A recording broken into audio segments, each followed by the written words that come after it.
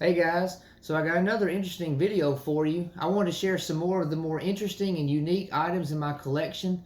I just posted a video a couple days ago, and if you haven't already watched it, I would really appreciate if you did, because from time to time I go through my collection and I just find some really, like I said, interesting and unique items, and I like to share them with you guys. And I've got a pretty good variety here on the table to share with you today.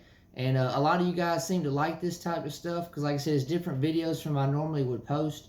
But I'm really excited to show you what I got here. Got some pretty cool stuff to talk about. And so let's go ahead and get started. All right, so here are the items that I wanted to share with you today.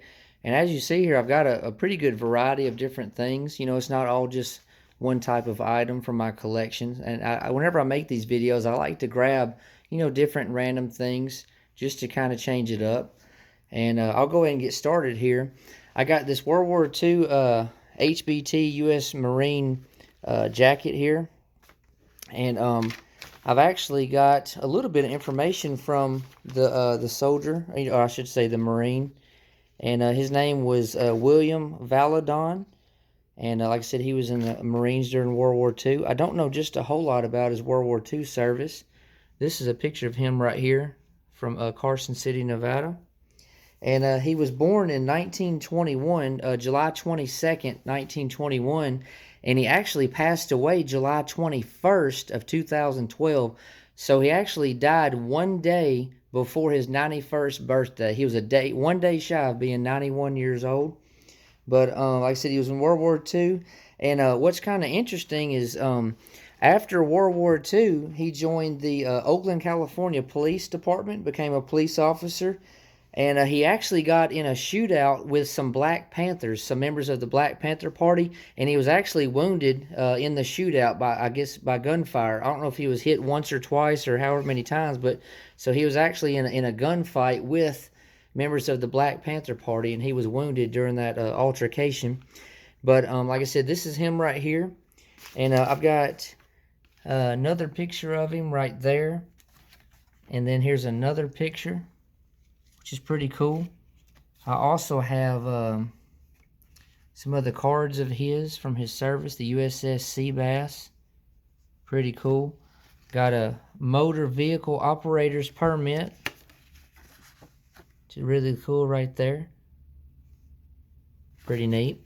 And like I said, this is Marine HBT shirt. It's also got Marine dress blues pants that I got with it as well. And something else that's pretty cool that was sent to me is this right here is basically says Office of the Naval Commanding Officer of the USS Seabass, and basically this is a certificate that says he's entitled to retain in his possession or mail. He had a Japanese sword, a Japanese rifle, and bayonet that he had to get this paperwork filled out and everything so he could ship it back home, or maybe even take it with him home. So that's pretty cool to have that. I do have a few other random things that were sent to me that belonged to him, which was really cool. But I mean, I just thought it was interesting, that like I said, he served in World War II, and hopefully someday I can find more about his military service during the war. But that he actually was injured in a gun battle, a gunfight with Black Panther Party. So that was kind of interesting right there. Just something kind of different I wanted to share with you. Moving on here, I've got these World War II. They look like boots, but they're actually called shoe packs. And these were made for a lot of the soldiers that were, in cold weather conditions, maybe in the Arctic conditions and everything. Kind of help, obviously, protect their feet and everything. These right here are actually dated March of 1944, which is pretty cool. And they're actually in pretty good shape. And, these... From what I gather, they were good and bad.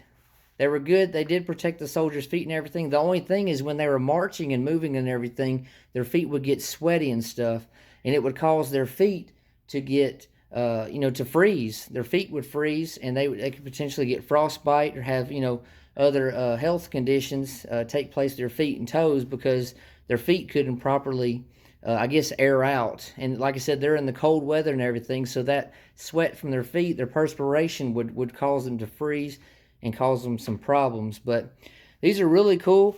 You know, some of the soldiers I'm sure liked them and some didn't, but just kind of different from your ordinary, you know, boots you see from the war, whether they're jump boots or double buckle combat boots or rough outs or something like that. But like I said, they're called shoe packs, and I think that's pretty cool. Moving on here, I've got this chunk of wood right here, which a lot of you guys might look at, okay, it's just kind of a rectangle piece of wood. Yeah, it does look older and everything, but what's cool about this is this was given to me by Jason McFarland, and I appreciate him a lot. And he actually gave me this, and what it is, it's an original piece of wood from Camp Toccoa, which is basically where the 101st Airborne, where they trained, you know, the paratroopers trained during World War II. And this is a certificate of authenticity here. And he gave this to me at a show of shows a couple years ago. So it's this right here is original chunk of wood, you know, from the original structure, which was really, really cool. Toccoa, Georgia. So that was really awesome to have something like that. Most of you guys know Band of Brothers and 101st Airborne and everything. My great uncle was in the 101st Airborne, so very, very cool, and I appreciate that. Moving on, I've got two canteen cups here, and what's kind of special about them is I'm going to turn them over and show you. They're both made by Landers, Frere & Clark, and it's kind of different that they have, you know, the different type fonts. If you can see that, they're actually struck differently. But if you notice, they're both from 1941. And obviously, you know, the U.S., we didn't get involved into World War II until right after Pearl Harbor, right? December 1941. So there wasn't just a whole lot of, you know, canteens and cups and gear and different things made because we weren't involved in the war yet. And there was so much left over already from World War I. But what's interesting, you know, these are pretty hard to find. They're not super rare, 1941 dated canteen cups, but you do not see them very often. But what would be really awesome to have, and I hope one day to add to my collection, is an original 1941 dated canteen. Now, if you have a 1941 dated canteen, then it's going to be worth several $100s. I see them on eBay go for $200, $300, $400, $500. You know, probably depend on condition and everything. But I would love to add a 41 canteen. I'm thankful to have these 41 cups. Hopefully add more of those to my collection. I do have, I think, about 2 or 3 1941 canteen covers, which you don't see very often as well, but kind of cool. So keep your eye out for something like that. Moving on here, I've got this, it's basically like a fighting knife. Some of you guys are going to frown on me that I don't know exactly what this is, but we can't know it all. But this right here, it's got a leather sheath here. It's not marked from anything that I could see, but here it is here. I know I somewhat recognize this. Some of you guys will know what it is right off the bat. It's like a fighting knife, or, you know, a knife issued to the soldiers. I'm not sure if it'd be Marine or not, but it's in terrible condition. If you see that, it looked like it might have been used for fishing to gut some fish or something, or just maybe used for random needs, I guess, around a farm or a house or something. But it's in horrible shape, but still pretty cool. I actually got this for free from a lady. She just wanted it out of her house because she had 2 small children, didn't want them to get a hold of it. But, you know, it's kind of different, kind of funky, I guess. Moving on here, I've got 2 sleeves from a military jacket. Not sure if it would have been an Ike jacket or maybe a dress jacket.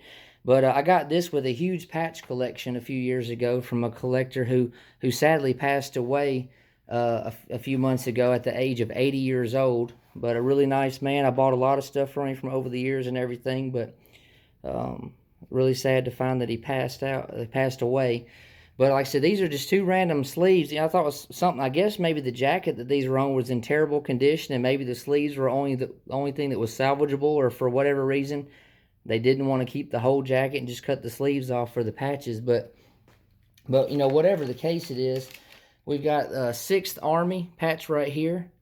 And then we've got the 24th Infantry patch on this one. And then, you know, the corporal rank right there would have been on both sides as well. But I thought it was kind of interesting that it's just, you know, just cut the sleeves off, you know, just the top of the sleeves, or the shoulders, I should say, cut the shoulders off, which, you know, it's kind of different. I was kind of surprised to find this in the group and bag of patches and stuff that I got from the man, but kind of different, kind of funky, I guess. Moving on here, I got a couple more canteens. This one here is kind of special. You see, it's got a what do they call it? A troop tag. It would have been a unit tag. 3rd Battalion, I guess 11th Infantry more than likely. which is really cool. This is the only canteen I have that has a tag on it, like this right here. A quartermaster tag, maybe. Forgive me if I'm stumbling on my words or information, but I actually got this from Chris Armold, which some of you guys might know that name right off the bat, but if you don't, he is a military historian. He's written at least 2 or 3 books on helmets, steel pots, and painted steel and everything. So look up Chris Armold. A very good information on helmets if you need some further information to kind of learn more about the hobby and maybe particularly collecting helmets. Chris Armold, very awesome. It's cool to get this from, from the man, someone, I guess, I don't know if necessarily say a celebrity, but just a really cool guy in the military collecting world. I see him every year at the show of shows, gotten pictures with him 2 or 3 years. Always enjoy talking with him, but it's kind of cool to get that from him specifically. Right here, I got another canteen. This one is actually Mark's trademark. The only one I have with that marking on there, which is kind of different, because, I see a lot of the same makers and stuff as I collect, but don't have one already like that, marked with that. But what was interesting, though, is I bought it, and I could feel that there was something on the inside, and I finally dug it out, and it was this rope-type lanyard set up. All of this was tucked down inside of this canteen, which is kind of random. I'm sure more than likely a kid or somebody did it, maybe a Boy Scout or somebody camping or just maybe just messing around, just tucked it all the way down in there.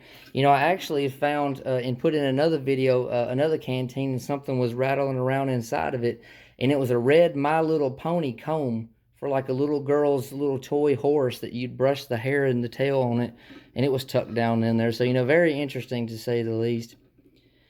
Moving on here, I got a World War I ammo box. It's U.S. ammo box. It's wooden, and it has a leather handle, which, it's not the greatest condition, but it's still there. Here's the hinge right here, which is pretty cool. There's the end and all that. It looks like it's been sanded down, like somebody was going to refinish it or something. You can see that somebody's definitely sanded it from what I can tell. But this ammo box would have actually been used for the M1917 Browning machine gun, which is pretty cool. I'd love to have one, maybe in a little bit better condition. Maybe someday I will.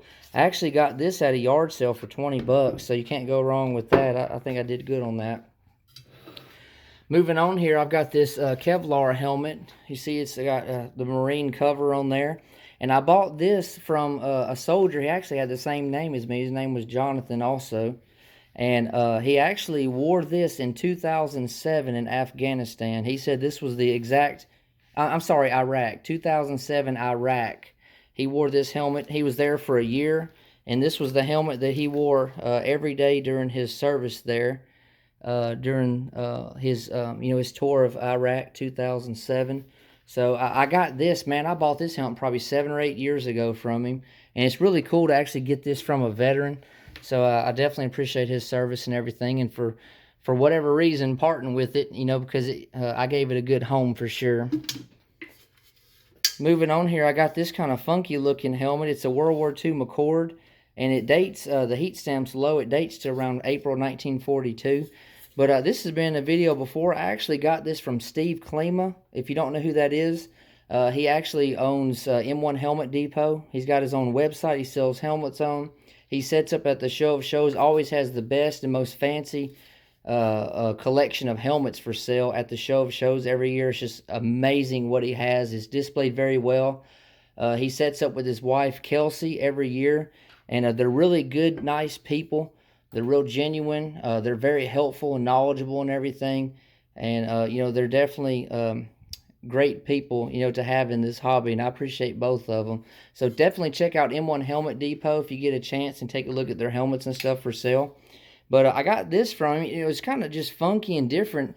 And in a video in the past, somebody mentioned it was kind of like Judge Dredd. Like it would have been a Judge Dredd, the movie. Or maybe a sci-fi or kind of some just funky random movie or something. It almost looks like something done during the hippie time, maybe in the 60s or early 70s, or who knows exactly when this was done, but pretty cool, to say the least. It does have original chin strap. The inside, has seen better days, but it actually had some soldier's laundry number right here. I couldn't make out much of it, but pretty cool there. I'm thankful to pick that up. Just kind of another different piece from my collection. Last thing I want to share with you, I got this piece of trench art here. And what this is actually a 105 millimeter shell casing. And it's actually dated 1944. And it was made into, I guess it's like basically like a vase for like plant or something like that. But it's pretty cool, pretty well done, you know, how they did this. And it's very, very heavy. It's got a lot of weight to it. I got this about 5 or 6 months ago in a huge grouping of things that I went to a man who answered my Facebook post looking for military stuff. Went to his house, bought a bunch of stuff. Got this right here, and I paid $25 for it, which was, I think, was awesome for a nice piece of trench art. You never know what you're going to find, so always keep your feelers out there. But anyways, guys, I hope you like this video. Again, some more random stuff from my collection I wanted to share with you. And please continue to support me and encourage me and everything. Let me know what you think about these different videos in the comment section. And if you got any questions, I'm always here to help you and share knowledge that I have. I'm always eager to learn more myself because we can never know it all. There's always more to learn. But anyways, guys, God bless all of you. Keep your heads up, and I'll be getting back to you soon. So thank you.